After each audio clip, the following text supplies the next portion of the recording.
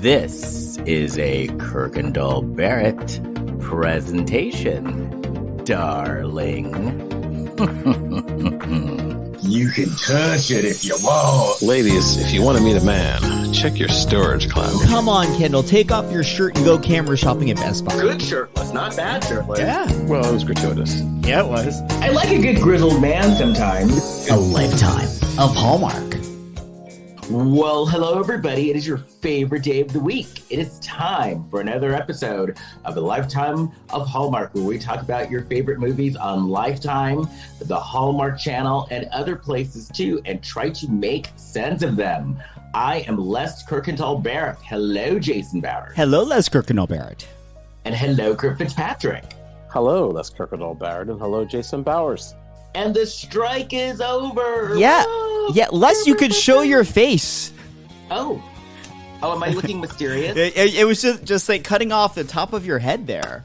I didn't know is that why you if didn't show you were your like face? trying to obey strike rules and not do anything that you weren't supposed to be doing. Oh, like a secret, like when Geraldo used to do like the hidden camera, or the hidden face. No, it was like you were scabbing for yourself. Oh. Here we go. Okay. Anyway. Heard they didn't straighten things out altogether with AI, though. Yeah, that's what I heard too. Yeah. I think what happened there, and I could be completely wrong about this, but when they were first about to start negotiating way back when, no one was that concerned about AI. And then in that time, everyone started hearing about ChatGPT and how good it was, and everyone started getting scared. So that was suddenly like everyone's biggest concern. Right. And I think the negotiators finally realized, we don't understand this, they don't understand this, so let's just kind of punt the ball. Well, Justine Batemen is not happy. No. Mallory's not happy at all. What about Nick? Hey. Whatever happened to Nick? I wonder what Nick looks like today. What's his name? Scott Valentine? Yes, I think he probably either, my prediction is he either looks really good or not. I'm gonna venture on the side of not. But I'm looking. Yeah. Let me look this up. G-O-O. He got a movie out of that. L-E. Google. It was called My Demon Lover. Oh, I remember that movie. Yeah. Let's see. That movie had been a hit. He could have been a movie star. Justine Bateman's Satisfaction. Right, I remember that. Had been a hit. Which is called something else. Either overseas or when it aired on NBC, because it aired after Julia Roberts' career took off, so they renamed the movie and made her much more prominent in the promotion of it. It was called Pretty Pretty Woman Satisfaction. 2. No, I think it was called like Girls of Summer or something like that. Yeah, I think I've seen that too.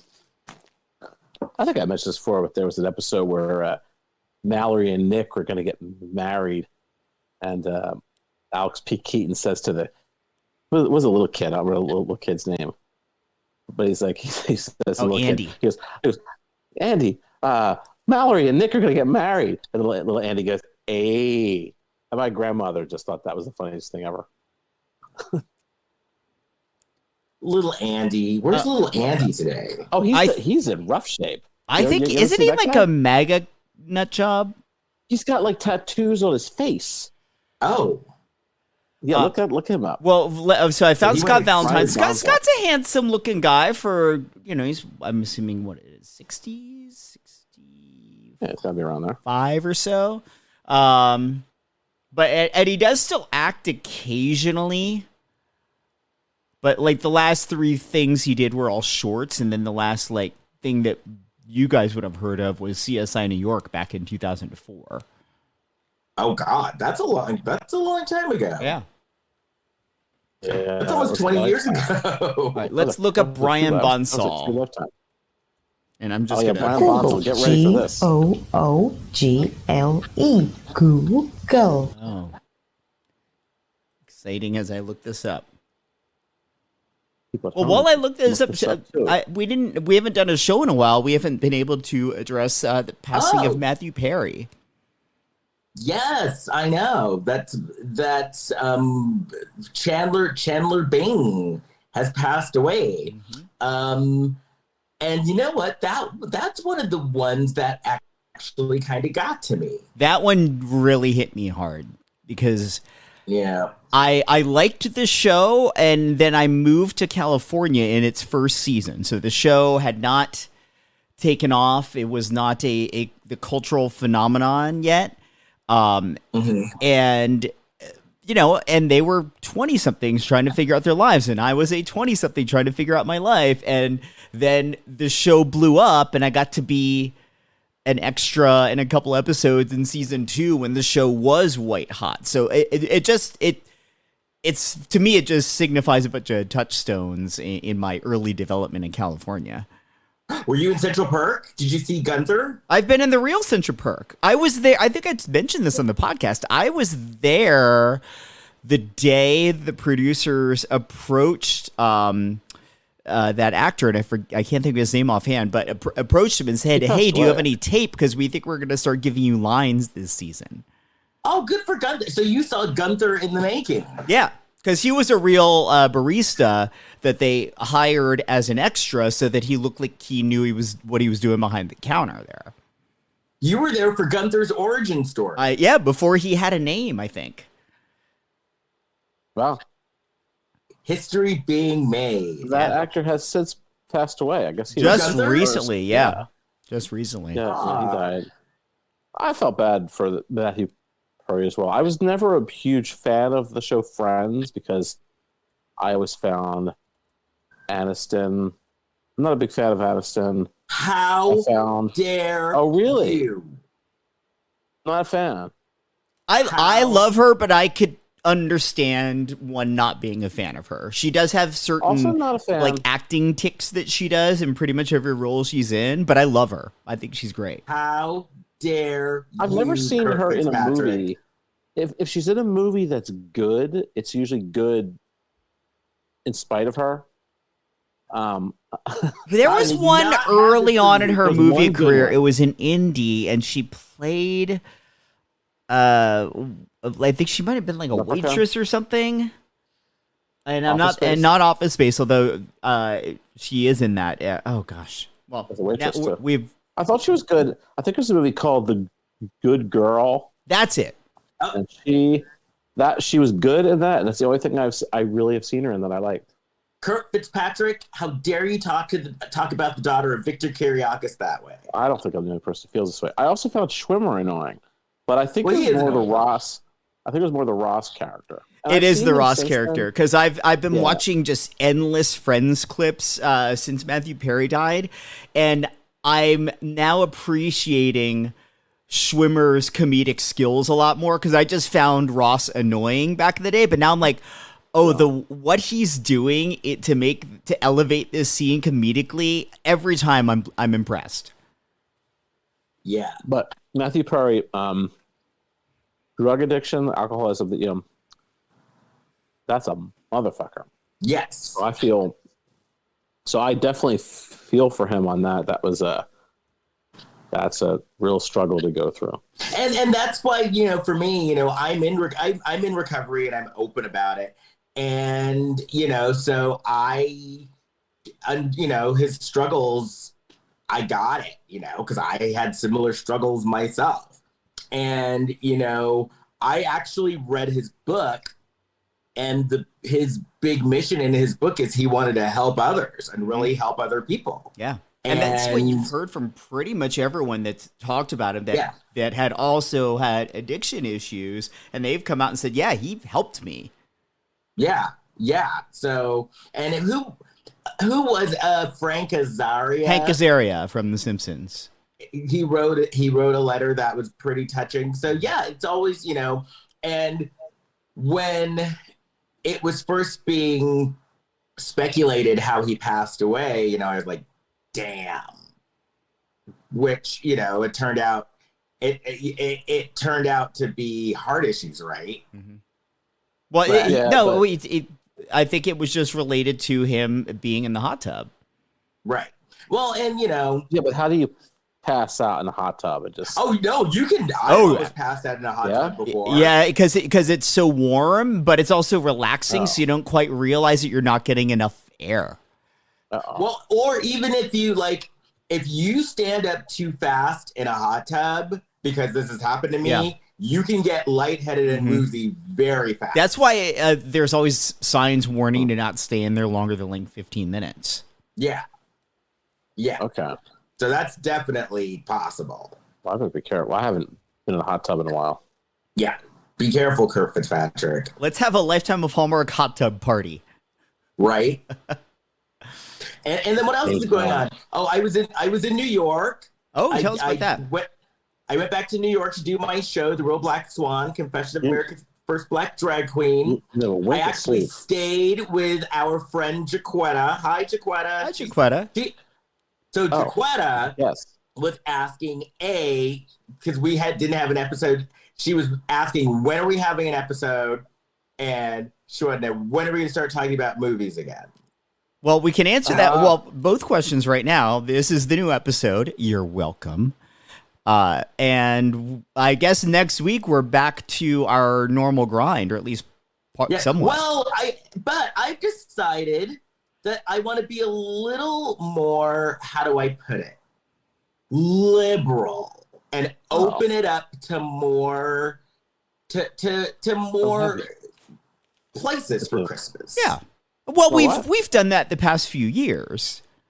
Because we talked about, there's a Queen Lacey movie coming up, which I was scandalized for a brief second because Scott Wolf is in it, and we initially thought that she and Scott Wolf were gonna play a married couple, and I was disgusted. But we found out that they will not be playing a married couple; they're playing brother and sister. But to be fair, the artwork certainly implies that they're a couple in the Hallmark vein. Yeah, no, it totally does. Yeah. It totally is. But then a lot of heavy hitters are doing Christmas TV movies. So I saw one. So Melissa McCarthy's doing one on Peacock, which I want to watch. Mm-hmm. And I just saw one on my way home. Eddie Murphy's doing one for Amazon Prime. Well, so I think we're looking at that maybe a little bit different than the people starring in them are. They're not looking at it as, oh, this is a TV movie. They're looking at it as, this is a feature film. I'm getting paid the same amount of money, but it gets in front of more eyeballs a lot faster. No, I'm not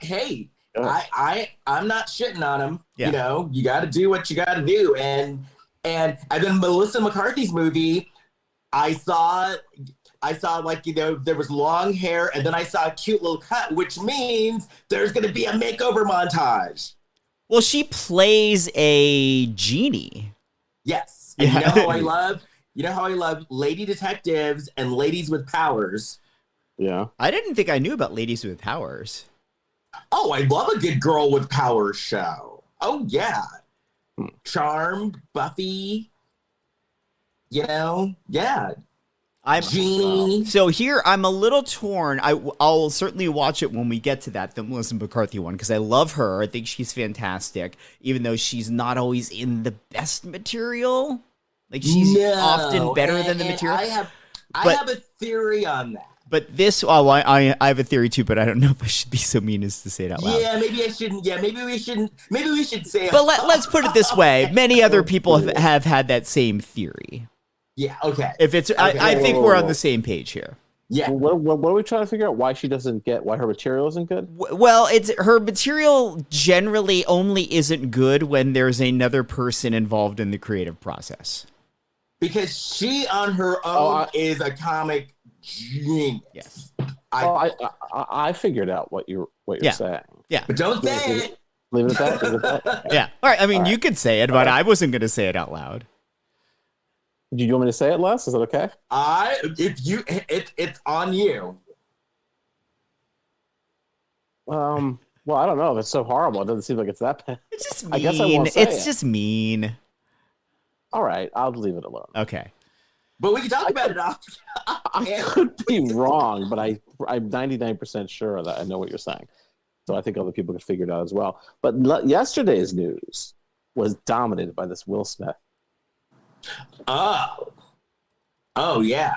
What do you mean dominated by Will Smith? Parade magazine again. So, wait, Parade magazine comes out on Sundays. Why was there news about Will Smith yesterday from Parade that's dominated the news? They've got an online thing.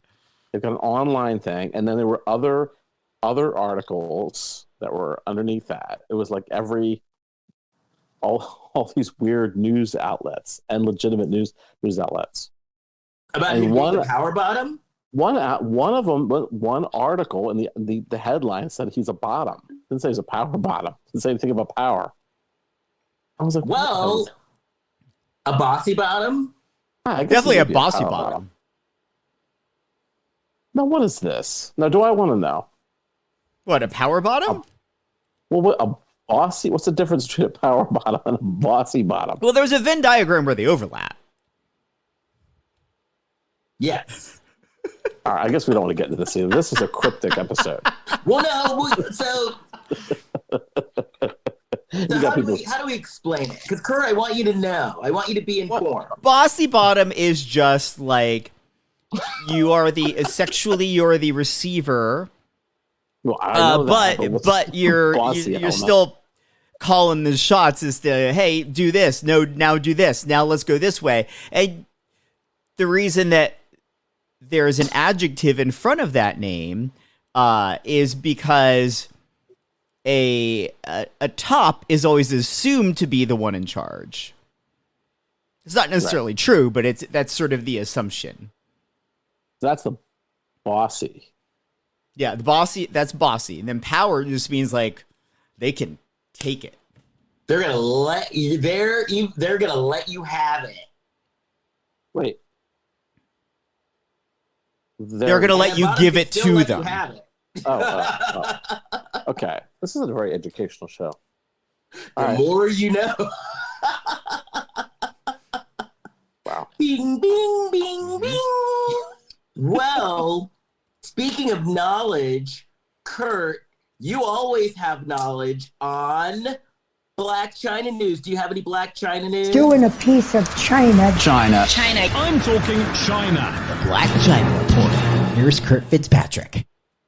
Yeah, this news story was also dominating the news. And I picked this for a reason, this particular story, and you'll see why. This is from BET, Black Entertainment Television. Blac Chyna throws beautiful bash for her daughter Dream's 7th birthday. It was a day filled with joy and magical moments for Dream. Dream Kardashian's 7th birthday celebration was one to remember.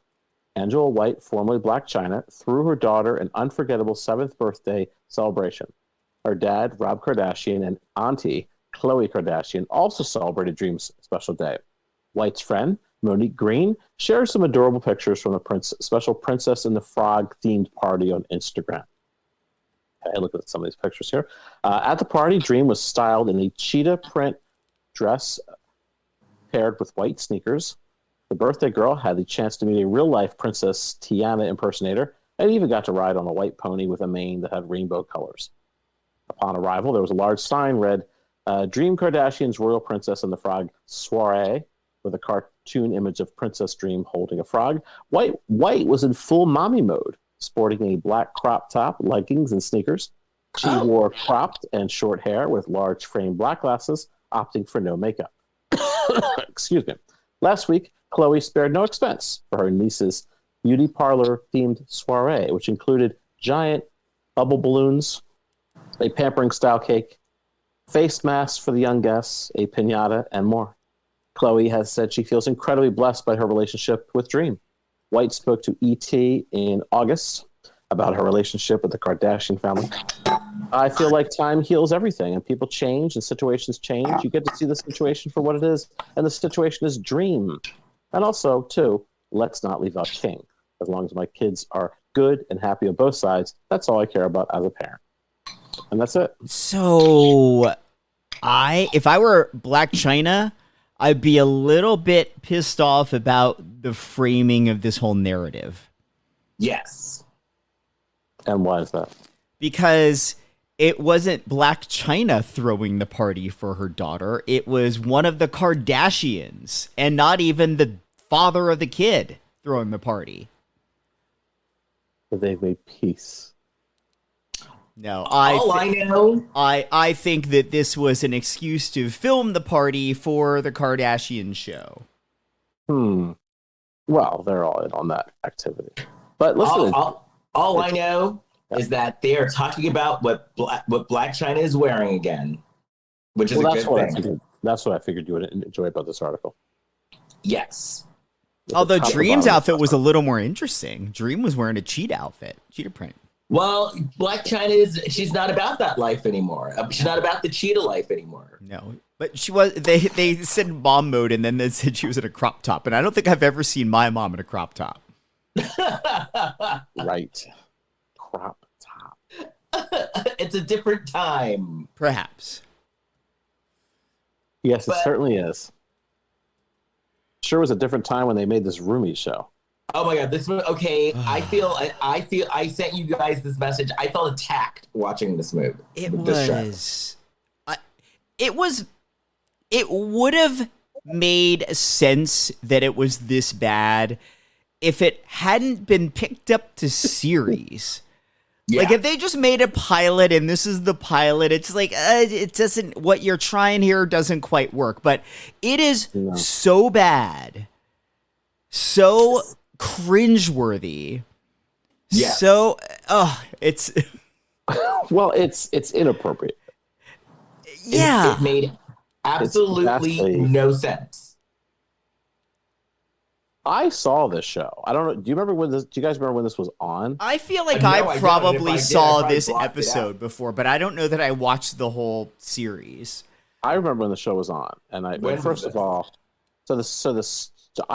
had no memory that Corey Haim was the roommate. I remember Burt Young because Burt Young was in Back to School, which was a little bit before this. So I remember when this show came on, I thought, oh, this is kind of like a back to school thing. He's literally back to school, but it's Burt Young. Because this is one of those, you look, it's like, did he need cash? Was he in trouble? No, I think Burt Young was kind of a working actor. So I think this was a pretty good opportunity for him. I don't think he was ever a series regular before this. It makes it like sort of the timing in this. This came out in what year? 87, 88? Yeah, about that. That's right. What I don't understand is like the Rocky movies had already sort of peaked. This guy isn't that. He's not electric on screen to lead a half-hour sitcom. Yeah. Much less one where you're paired up alongside a bunch of people much younger than you. And the way they seemingly got around that is, with the exception of Corey Haim, none of these college students looked under 40 years old. Oh my God, Jason, that's the exact note that I wrote. I wrote that exact note. And I feel really old learning that the character of Nick, played by Burt Young, was supposed to be 42 years old. That's a hard living 42. Yes, that's ridiculous. He looks. That was a 70s. hard living. That was a 42 like strung out on heroin and then being kept in the sun for 10 years. Come on, Burt Young recently passed away. His rest in peace. He should be rolling in his grave for this piece of shit. Yeah. I picked this movie out because I know Burt Young is a gay icon. Well, this movie should have been a public service announcement. Wait. You need to moisturize. What? Kurt? What? Wait, what did he say about a gay icon? He said Burt Young is a gay icon. Since when? Burt Young was not a gay icon. Is this a thing that you have heard, or you're just trying to stir things up here? Where did you read this parade? Hey, come on. Don't mock that Sunday publication. No, I never heard that before. So the But reason no. we're saying this show was cringy and problematic is the premise of the show. This show, Roomies, it aired on NBC, and it's centered around Nick Chase, a 42-year-old former drill instructor. He's retired from the U.S. Marine Corps, and he's taking advantage of the GI Bill to go back to college. Nice premise, okay? Right. And Right, then, sort of. and then it's the 80s, so it's got to be a wacky sitcom. So they give him a roommate, but like it's college. What would make it an extra wacky roommate if the person he's assigned a room with is a child genius? So the premise of this show is that they are taking an adult man that has served our country, and he now has to share bunk beds with a 14-year-old boy. And if I was in charge of this school or dorm or whatever, I'd say, look, the old gentleman, you're not staying in the dorm. You're going to be staying in assisted living down the street. And the young man is going to be living with his parents because he's 14 years old. This is ridiculous. Yeah, like, I can even buy that they're allowing a 42-year-old man to live in the dorms. I don't buy that they're allowing a 14-year-old to both live in the dorms and share a room with somebody who is not also a minor. Yeah. Because I've heard stories before, and I've read stories before about teenagers going to college. Yeah. And they do live in the dorm. Yeah, but they usually have like their own room as a result Right. of being a teenager. Yeah. And I've never heard of a 42-year-old going to school who looks like he's 69. Yeah. Who's in a dorm. It's like, are you kidding? And he's like, I'm going to go out to the party tonight. Yeah. So, Well, that I wrong don't with you? fault him for. Well, That I don't fault him for going to the party. yeah, but Les, he's going to a party like we went to that party years ago in Chicago Oh, with yeah. his kids. Because Kurt, I was around 42 when I went to that party. So there you go. We were living the Roomies show. So Jason, did we ever tell you the story? We were both doing shows in Chicago. Okay. Does Kurt come out of the story as a gay icon? He could have. Okay. Because of this podcast, I'm a gay icon. That's Yeah. true. That is Wait, true. this was like a couple of days after I showed up late at the gay bar on purpose. Yeah. So it was a busy week. In Chicago. In It Boise. was a fun week. So there was this volunteer, and so she invited us. It was me, Kurt, and Philip, and our friend Philip. And she was like in her 20s. She was, and she invited us to this party. She's like, hey, come meet us at this party. We show up at this party, and we are the oldest ones there by like over 20 years. And was a fun party that we stayed. become roommates with any of these people? It was fun. No, but I did get asked what school I went to.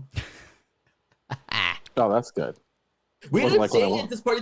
The party turned out to be fun, and we ended up staying for hours. Yeah, I remember we had a good time.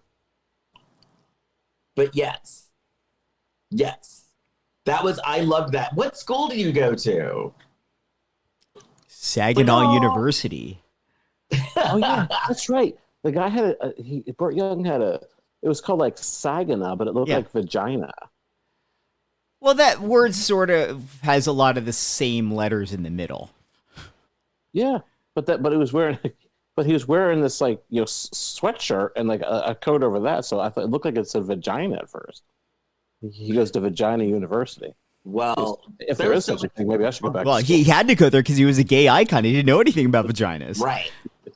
But so Corey had a thing. What was his name? Matthew. I guess we got to start it from the beginning. What was his name? Matthew. Yeah. Matthew had a thing for fish. Like Burt Young. Damn. Guy passed away. So they're both dead. Yeah, exactly. Haim died too. And so he kept think they'll remount this show. losing his roommates because of this fish. Right. And then he had fish in the closet, which I thought was weird too. Metaphors everywhere. So then the RA, who looked like he was like 45. He wasn't an RA. He was a poor man's Joe Isuzu. He really was. He wasn't an RA. He was the RA. He was the RA. Yeah, he was. He was the RA.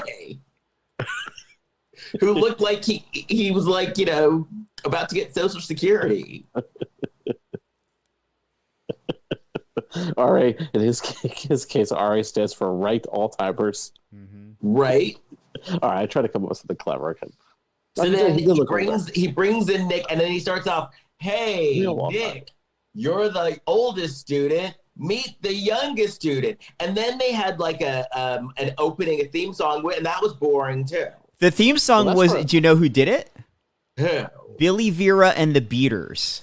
Well, so this actually brings it full circle because we were talking about Family Ties earlier. Do you remember when Michael J. Fox and Tracy Pollan's character first got together on Family Ties and they slow danced to this song that then became this huge hit at radio? That was a song called "At This Moment" by Billy Vera and the Beaters. And it was the third re-release of the song and the first time it became a hit. And it was because of Family Ties. Okay.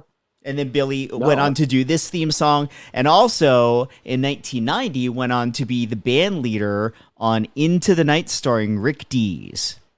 Wow. So then was this Billy Vera's sophomore slump, the song? Now, he never, outside of that one song, he never really had a lot of radio success, but was sort of known in the music world, to those that were in LA. So he would play residencies around town, as I understand it. And I think he still does TV and movie scores and stuff like that now.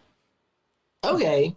But yeah, I even wrote in my notes, I wrote even the opening is boring. Well, the opening kind of gave the premise, and Corey Haim was trying to get roommates, these guys who, they looked older. They looked way older. I love a catchy show opening. I love a catchy show opening that tells the story of why we're there, but that didn't cut it.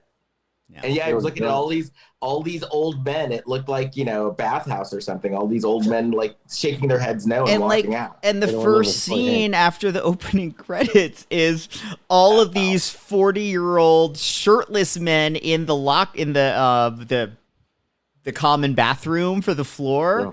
Just all walking around. It was so homoerotic. Yeah, well, even this one guy who I was this gay guy was my eyes have seen it all. There was action going on in the bathroom. Yeah. There was a go in order. Come on, where are we at here? Oh, did I jump ahead? In the bathroom. Oh, is that where we're at? Yeah, I guess there was all this activity going on in the bathroom. Yeah, because you've got these the three singing guys that kept appearing in the show for no fucking reason. Singing "Walk Like an Egyptian" in the men's bathroom in towels. What does that tell you? Yeah, what's their relationship? Now, when this show came on, they have. I can speculate their relationship. Yeah. Who's the bottom and who's the middle? No, I read about. There was an article about these three guys in it was Parade. I think it was Wait. What do you mean you saw an article about these three guys in Parade? Was this you went down a rabbit hole and you stumbled on this? Or no, you've been following their career for a while? I have a memory of this. I'm looking at this Parade magazine in the late 80s. Okay. And they had an article about the singing. Somebody, it was one of those those newspaper things. Somebody wrote a question. They said, "Hey, who are these three freshmen who sang?" They had nut jobs. They had a little article about them. So were they a group? Well, that's all I remember. I wonder if they were on Star Search or something back in the day. Probably. They're on every episode. They're on every episode, walking around, singing. How many episodes were? It's a season. I think there were 8 episodes that aired. Oh, jeez. And so the funny thing, so this premiered mid-season on NBC, and I forget what night it was on, but it didn't do well. Gets canceled. But then a couple of years later, they reran it on Saturday mornings. I'm assuming paired with Saved by the Bell or something. Really? Mm-hmm. Yeah. Because there was a period where NBC was very much going after hey, we've got all these shows with teens in the center, but there's always still a strong adult in the mix too. Oh, like Mr. Belding on Saved by the Bell. Mr. Belding, Saved by the Bell, but even Facts of Life and Different Strokes. They had a lot of, and Silver Spoons. They had a lot of shows that were really targeting teens more than anything. Yeah, I was watching it. So this guy had like fucked up hair. Yeah. Yeah, one of the side characters, yeah. And he was like, I guess maybe he was on drugs too. Yeah, he seemed to have some addiction issues. Because he's like, I shouldn't be here. No, he should be in rehab. Everybody in that show needs to be somewhere else. Right. I like the guy with the big hair. But then it perked my interest for a second because then they were talking about a party that was going to go the entire weekend. And Burt Young gets invited. So Corey says that he can't go because his dad is coming to visit. And in the opening, they showed the dad. Isn't the dad from Hill Street Blues? Oh, I didn't catch that. I think the dad was from Hill Street Blues. Because in the opening, they showed Corey trying to hug his dad, and his dad, like, pushes him away and shakes his hand. Standoffish. Yes. And then one of the guys was like to Corey, well, what are you, 13? And he's like, no, I'm 14. No, he said he was 19. Oh. He lied and said he was 19, yeah. So then he goes so they're at the library. Wait, I have in my notes, don't eat hamburger. Why is that happens? It's not a library, it's a bookstore. Oh, okay. Like a college bookstore. Like a university bookstore, yeah. Because Burt Young ate it's ironic his name is Young. Mm-hmm. But as you said, so he said he ate a hamburger, and Corey Haim says that's the worst thing you could eat. But that's just that was it? That was the line of dialogue? Yeah. Yeah, it was. I thought it was quite witty. That's a choice. And then there's this girl and this lady, she's cute. She's like at the cash register. And then Corey notices that they have a lot of books about fish. Yeah. And he actually hits on this woman. But he doesn't know he's hitting on her in the moment. He's sort of like oblivious to the fact that he's flirting with her. Because he's hitting her, and she's like biting, actually. Or is she biting, or is she being nice? I think she's just being nice. Yeah. Which, either way, like, if it was intended as she's just being nice, then that's fine. But if it's intended that there's like a little bit of a connection here, that, again, is super inappropriate because her character is probably at least 18 or 19. Yeah. And he's 14. Problematic. Yeah. And at one point, he does fish lips to her. Yeah, I felt uncomfortable. Yeah. But he did fish lips? Yeah. You know who felt more uncomfortable? Burt Young. Who's that? Burt Young. Ironic. You don't like the fish. True. Gay icon Burt Young. I'm calling you out on that. You're calling me. You started that premise on this very show, Kurt. On this very episode. You were judgmental when I said he was young. It was ironic, and then you got that silly joke. Judging, I was questioning where you had heard that. What?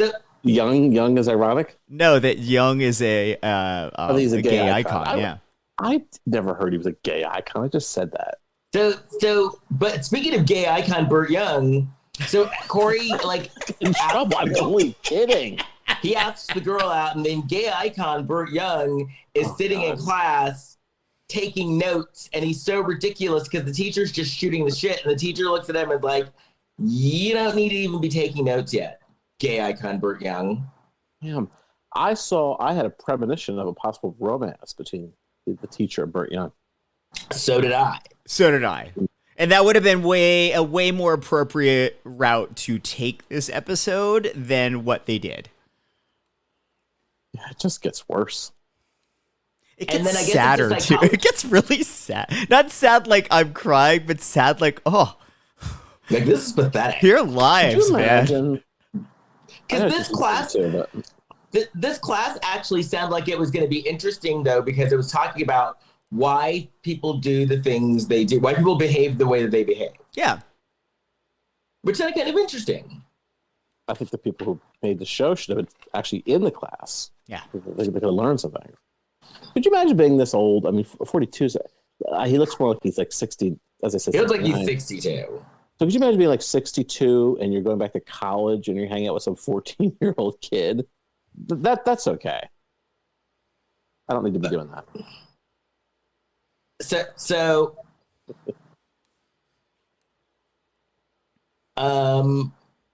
then Corey, so then after class, Corey's talking about fish again. And, they're in the bathroom, right? And the fucking singers are there again. Taking a dump. All together. Yeah. Singing. And they just show their shoes and they're like dumping after Corey is in the bathroom talking about fish. Well, they're synced together. They say that like when a bunch of girls are in a dormitory, their periods will sync up. So you think that the three singing guys dumping schedules are in sync? That's what happens with boys in a dormitory. They're They sync up. Their shitting syncs up. Well, that seems like it would be problematic for the plumbing at the school. Yes, it really does. It is. So then in the bathroom, there was a lot of action happened in this bathroom. Because then this guy walks up to Nick and is like, this is my roommate. And then all the roommate says is, I have 10% body fat. Like, again, what this... is this? There's no questioning that all this bathroom stuff with these supposed to be college-age men, yet they are clearly well into middle age. There's so much homoeroticism going on in this show. Tell me about it. This is like the bathroom on set of Because I was like, it's the Bel Air. because why would the roommate who looked like he was like on the younger side, like he looked like he was 35, say that he had 10% body fat for no reason? Yeah. Yeah, those guys did look, especially that one roommate you're talking about. He definitely looked, Old. Yeah. Well, that and perhaps Decrepit. well, I thought he looked a bit gay. Washed up and gay. Hey, Yeah. look, gay icon Burt Young heads up a TV series. He's like, hey, we got to gay it up. We're going to have a bunch of shirtless middle-aged men in here because that's what I am into. Also young boys. Also young boys. Damn. Right? I died. We're going to make this a party. But I'm hiring my gay friends, and you can't Did stop they me. listen to this thing? Do they understand what's going on here? Because I'm a gay icon. We start getting listeners. We're in big trouble. So then Corey is in the room waiting for his dad. And then, speaking of gay, did you see Burt's jacket? That was a gay jacket. Well, you got it in, where in the Philippines? He says, got it in the Philippines. Yeah. That Isn't was a it- jacket. That jacket was like Liberace level. Yeah, it's like, I wouldn't wear that, but there's definitely a type of gay man that would wear that. Oh, yes. We know the type. We know them. We know several people who would wear He that would buy jacket. there's a like, I think I've talked about this, how like every city has sort of like one or two the like super gay stores where they've got stuff that you would not see anywhere else. And there's a place here in WeHo, I'll tell you off the podcast, but I could absolutely see him buying that jacket there. Yes, I had to go by that store before I went to New York because I needed some props for my show, like a fan and different. And This is not WeHo Block Party that I'm talking about. There's another one. Oh, there's another one? Yeah, it's a few doors down. Okay. Yeah. Okay. Kurt's like, what? Well, I don't know, but if anybody wanted to Google map this, Oh, you will know. Yeah. figure it out. Where were we? So we Well, know his Matthew's dad dad isn't calls. coming now. Yeah. Wait, so this is the part that I had a problem with. So This we was the know party? that his dad isn't coming. They're going to the party, and Corey says, "Oh, I met this girl that I like," and gay icon Burt Young is like, "Go for it." All right, that's fine. But then they go looking for her, and her friends are like, "Oh, she went home for the weekend." Gay icon Burt Young is like, "Come on, kid, we're gonna now become stalkers and go and get on the bus and show up at her house." I'd like to back up and counter that it's not okay that Burt Young is like, hey, go for it, because this girl is an adult woman. Right. And he I is thought they a were gonna go to the teenager. party. Why did they go to the party? I thought that's where they were headed. Because I couldn't believe where this was headed.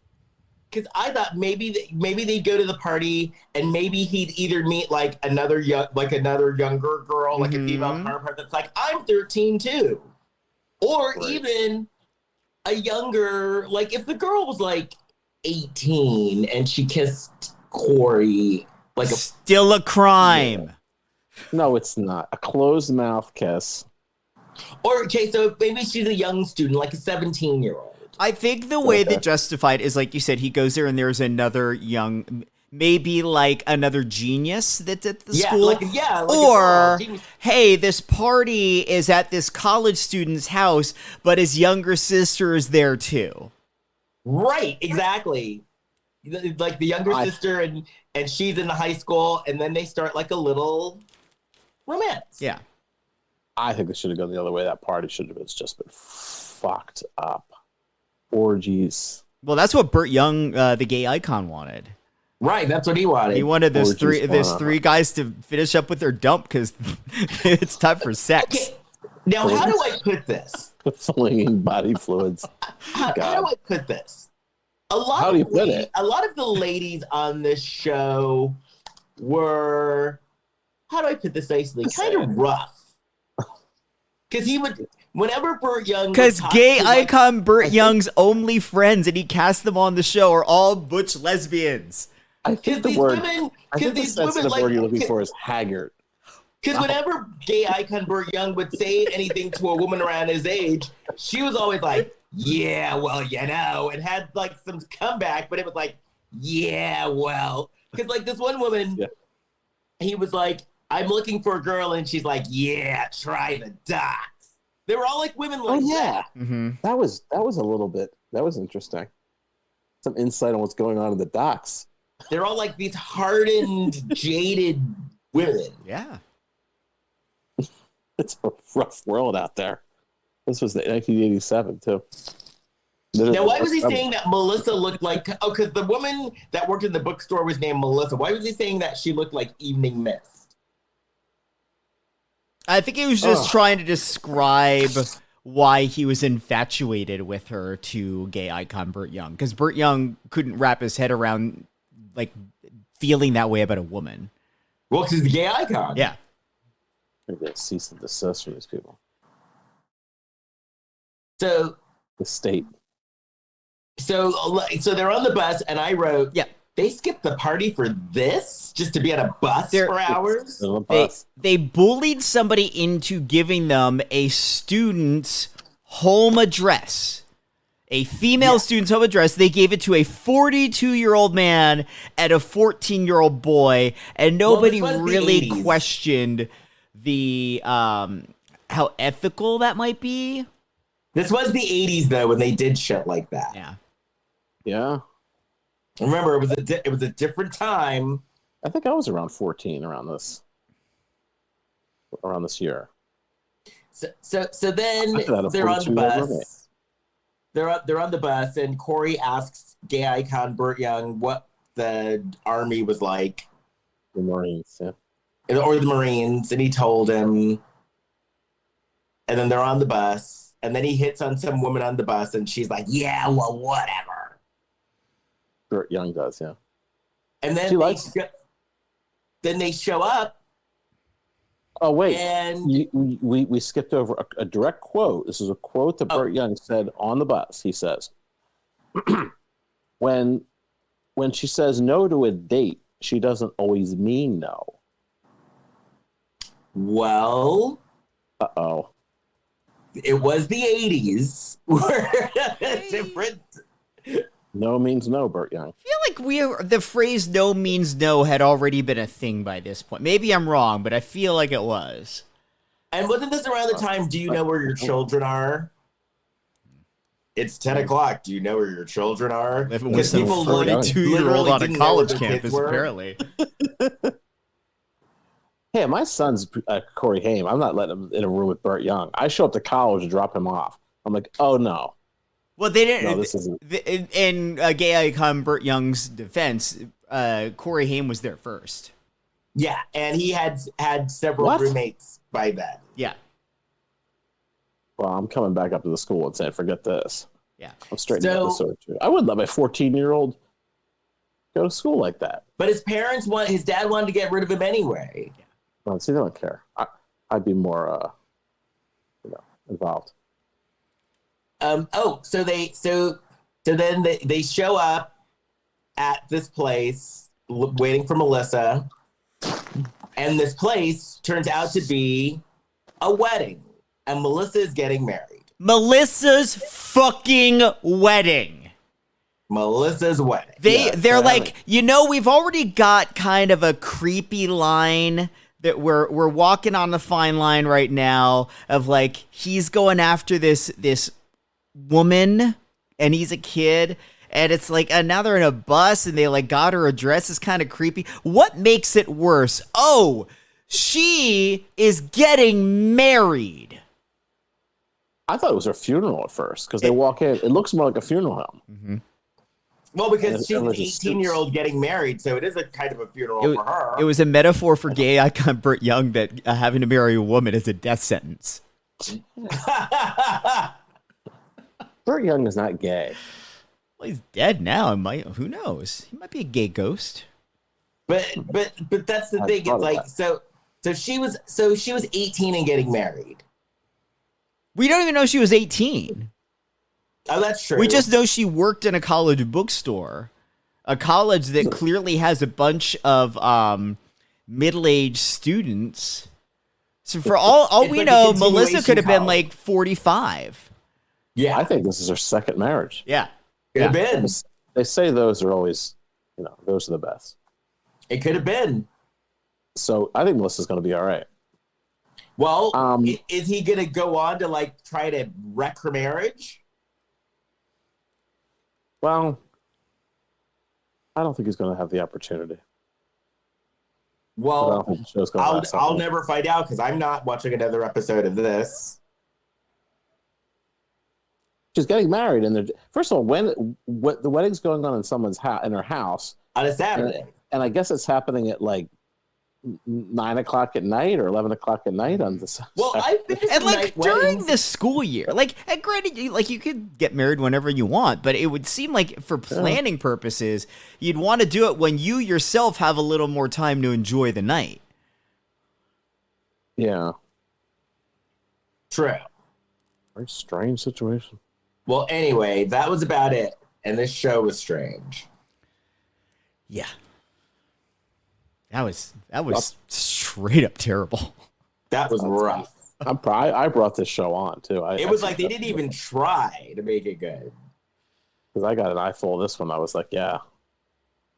It was but now, and they had elements that could have worked. It just they were trying to do too much and hadn't quite fleshed it out yet. Like the concept of this adult male mentoring this young boy, or them sort of learning from each other at their different stages of their lives, there's something there. But Burt Young was not a sitcom actor and was really slow. Corey Haim wasn't seasoned enough to know that he was going way too fast. And so there was just a chemistry. And, I noticed Burt Young he'd get a little handsy with him sometimes too. Well, a little inappropriate. They put his arm around him and stuff, which I don't know. Is it fatherly, unclely? Well, this is before you had to ask consent before you. I put my arm around you, little boy. He's like now. It's like you'd be like, "May I hug you?" Well, it's not more deranged than Burt Young's role in Rocky IV when they implied that he was having sex with a robot. quite a career was going on there. They implied that he had sex with a robot. I feel like I should feel bad for saying all this stuff about Burt Young, but I just don't. I think I've become a He's never going to hear you. Well, I don't know. He's looking down from heaven, and this is all he sees and hears. That's assuming he went to heaven. That's assuming heaven exists. You're overthinking this. Yeah.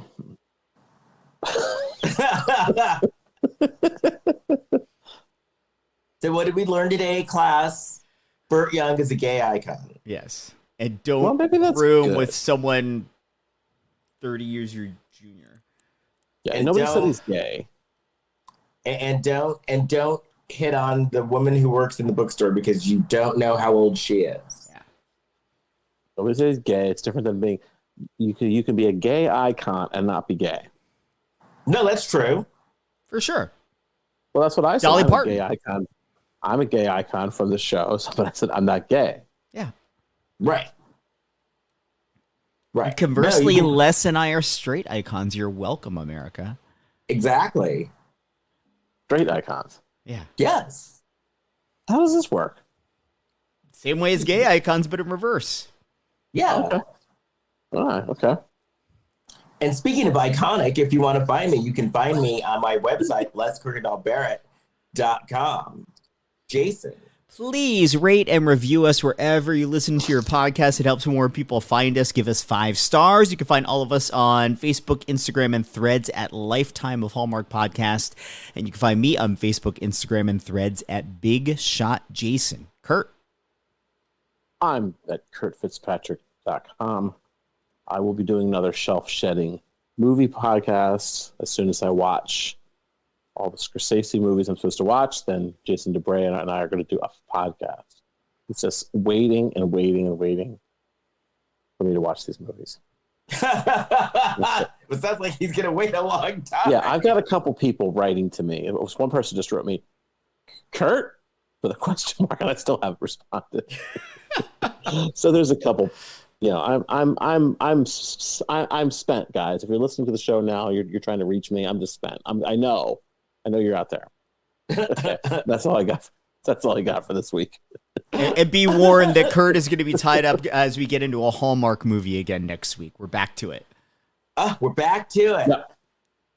But and I'm done with the excited. Conjuring movies. I watched all the Conjuring movies as a stress relief. I watched Annabelle, The Nun 2, I love everything. Annabelle.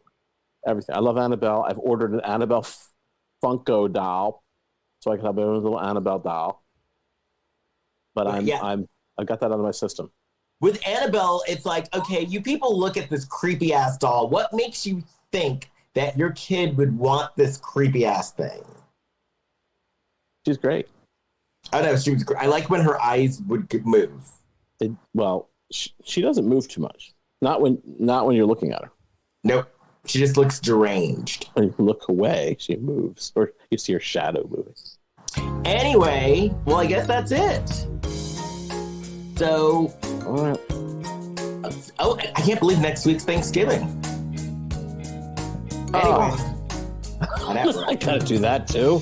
Yes, Okay. you gotta do that too. Oh, that's It's our tax season. It's our busy season. all right. Anyway, I'll see y'all next week. Bye. Bye. Bye.